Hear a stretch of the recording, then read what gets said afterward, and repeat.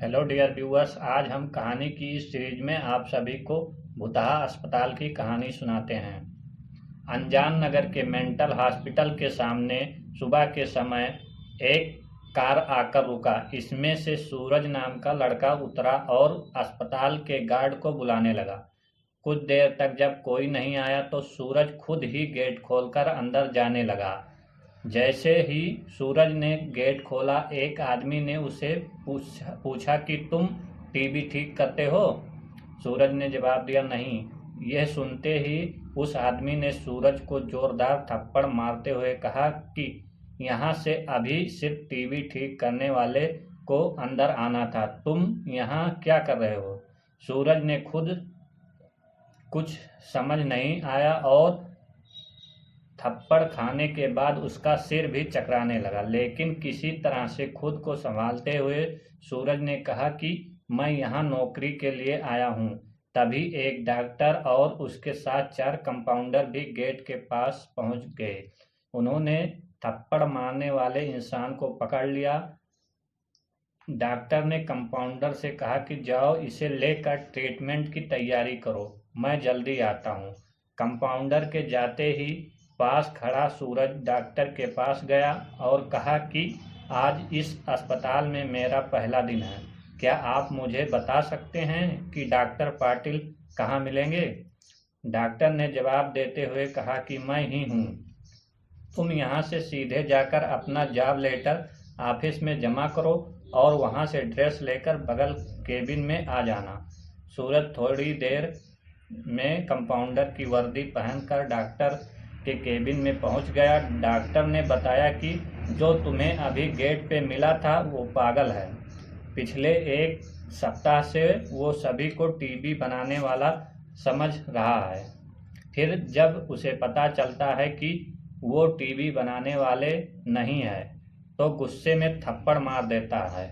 उसके बाद डॉक्टर ने अपने अस्पताल के चंपत राय कंपाउंडर को बुलाया और सूरज का परिचय सबसे कराने के लिए कहा। चंपत राय ने कुछ ही देर में सूरज से सबको मिलवा दिया और फिर उसे मरीजों के कमरे में ले गया। वहाँ हर कोई कुछ न कुछ अजीब हरकत करता रहा था। कोई दिल टूटने वाली शायरी सुना रहा था तो कोई फिल्मी संगीत गाते हुए डायलॉग मार रहा था। सभी मरीजों को देखते हुए चंपत राय ने सूरज से कहा कि आज के बाद से तुम इन सारी चीज़ों को झेलना होगा।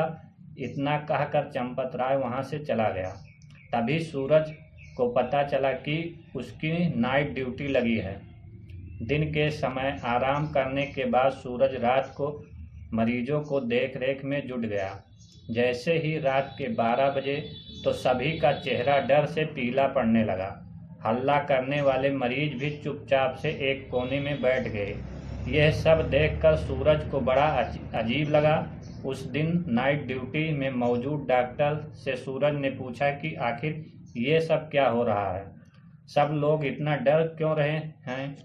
डॉक्टर ने जवाब दिया, इस अस्पताल में रात 12 बजे के बाद भूत घूमते हैं।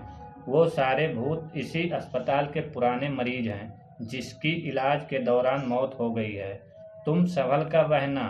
सूरज को भूतों पर विश्वास बिल्कुल भी नहीं होता था। डॉक्टर की बात को हंसी में टाल दिया और अपना काम करने में लग गया। उसी रात सूरज अकेले बाथरूम जा रहा था। तभी उसे लगा कि कोई उसका पीछे है। मुड़कर देखने पर कोई नहीं दिखा। कुछ देर के बाद उसे फिर ऐसा ही महसूस हुआ। सूरज ने सोचा कि भूत की बात उसके दिमाग में घूम रही होगी, इसलिए उसे वहम हो रहा है। बाथरूम करके जब सूरज बाहर आ रहा था तो उससे शीशे में लिखा हुआ था दिखा कि आज तुम पागल हो जाओगे। रवि को लगा कोई उसके साथ मजाक कर रहा है, इसलिए उसने इस बात पर गौर नहीं किया और अपने काम पर लग गया। कुछ देर के बाद सूरज को एक तेज चीख सुनाई दी। वो दौड़ते हुए आवाज़ की ओर गया। जैसे ही सूरज वहां पहुंचा तो एक पागल ने दरवाज़ा अंदर से बंद कर दिया। किसी तरह से सूरज ने उस दरवाजे को खुलवाया। दरवाज़ा खुलते ही उस पागल ने रब को हवा में उछालकर गिरा दिया।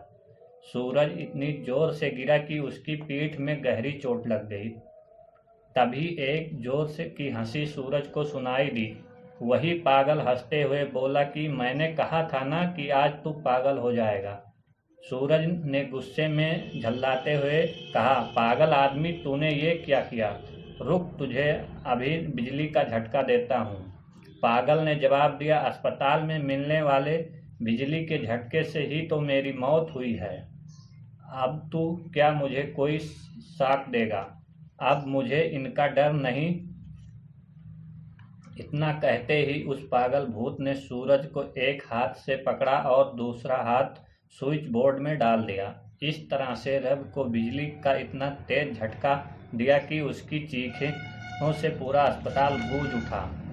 सूरज की आवाज़ सुनकर अस्पताल में मौजूद नाइट ड्यूटी स्टाफ दौड़ते हुए कमरे की तरफ आए। सबको यहाँ सूरज बेहोश हालत में मिला। तुरंत सूरज को मरीजों के बेड पर लेटाया गया। उसी दिन से सूरज की दिमागी हालत खराब है। अब सूरज अपने आप उस अस्पताल का डॉक्टर समझता है। अपना पागल स्थिति और डॉक्टर बनने के वहम के चलते सूरज ब्लेड से अब तक कई लोगों का पेट काट दिया। हर रात उसे भूतिया अस्पताल से रब की तरह ही चीखने की आवाज़ आती और किसी न किसी को वो भूत सूरज की तरह ही पटक देता। ये चीखने की आवाज़ हमेशा उसी समय आती जब सूरज को बिजली के झटके दिए जाते हैं। कहानी से सीख, सामने वाले चेतावनी को हल्के में लेना खतरनाक हो सकता है। हमेशा सतर्क रहना चाहिए। थोड़ी सी भी सावधानी हटने पर भयानक दुर्घटना घट सकती है। Thank you my dear viewers.